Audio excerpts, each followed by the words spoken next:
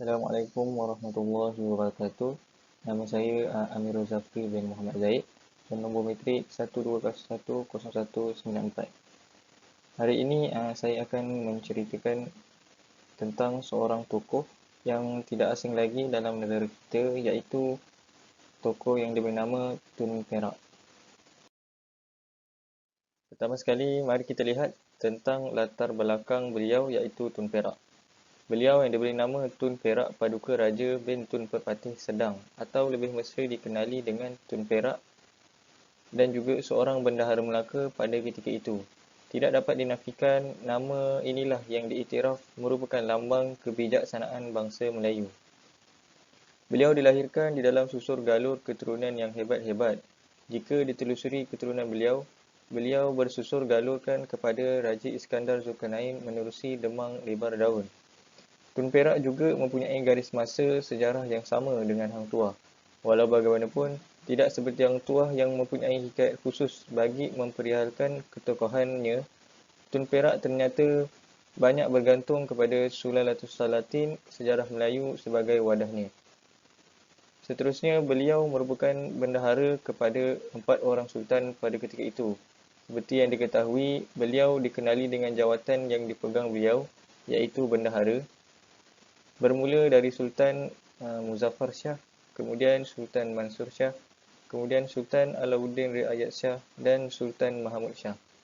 Akan tetapi beliau mendapat gelaran bendahara bukanlah dengan mudah seperti mana bendahara yang sebelumnya dilantik melalui kaedah pewarisan, kerana pelbagai liku-liku cabaran sebelum beliau akhirnya dilantik menjadi bendahara Melaka. Beliau Tun Perak sebelum memegang jawatan bendahara, beliau telah memegang beberapa jawatan yang sebelumnya, iaitu pada mulanya beliau adalah seorang penghulu kelang, kemudiannya beliau dilantik menjadi bentara dan kemudian akhir sekali barulah beliau menjadi bendahara sultan. Seterusnya kita lihat kepada beberapa sumbangan Tun Perak sama ada kepada negeri Melaka dan juga masyarakat pada ketika itu. Antara sumbangan beliau ketika Melaka diserang oleh Siam, beliau telah membawa anak isteri dan masyarakat Kelang pada ketika itu untuk menghadapi serangan tentera Siam, yang mana tidak ada terdetik oleh mana-mana orang pun pada ketika itu. Oleh kerana itu, beliau telah pun diangkat menjadi penghulu Kelang. Seterusnya, beliau juga antara orang yang paling berpengaruh dalam membantu melawan tentera Siam sebanyak 2 kali. Dan seterusnya, ketika menjadi bendahara, beliau banyak mengubah cara pemikiran Sultan dalam memerintah Melaka. Dan juga beliau menyebar luaskan agama Islam di kalangan orang Melayu sehinggakan beliau telah pun dicop sebagai seorang yang bersifat ritual dan juga filiosentrik. Dan yang paling agung sekali antara sumbangan beliau adalah beliau berjaya menjadikan Melaka sebagai pusat penyebaran Islam yang terulung di Asia Tenggara. Dan terakhir sekali, kita lihat kepada faktor-faktor kejayaan Tun Perak dalam mengekalkan tampuk Kesultanan Melaka. Tun Perak ialah seorang yang sangat berpandangan jauh.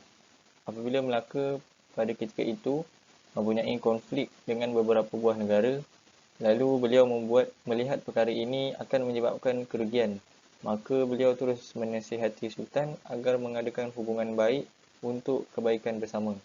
Seterusnya, beliau seorang yang sangat berakhlak mulia kerana beliau sentiasa menasihati pengikutnya supaya sentiasa berbuat baik, bersikap positif dan membuang perbuatan yang buruk.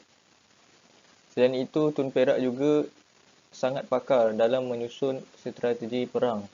Disebabkan itu, Melaka pada ketika itu sentiasa berjaya menahan segala serangan daripada pihak musuh. Dan yang penting sekali, beliau sentiasa berpegang teguh dengan ajaran agama, di mana hal ini dapat dilihat apabila beliau bertindak membakar dan meroboh rumah-rumah pedagang Cina yang membekalkan candu. Dan itu adalah beberapa faktor yang menyebabkan kejayaan Tun Perak sepanjang beliau menjadi bendahara Melaka pada ketika itu yang patut dibanggakan. Berikut merupakan serba sedikit tentang kisah seorang tokoh yang bernama Tun Perak. Tun Perak menghembuskan nafasnya yang terakhir pada tahun 1468, maka hilanglah seorang tokoh yang ulung pada ketika itu.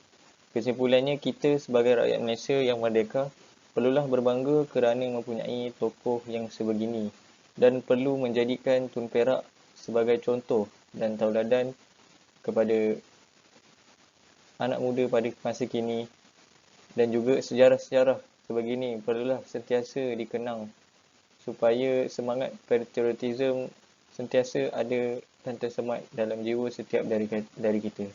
Sekian, itu saja daripada saya. Assalamualaikum warahmatullahi wabarakatuh.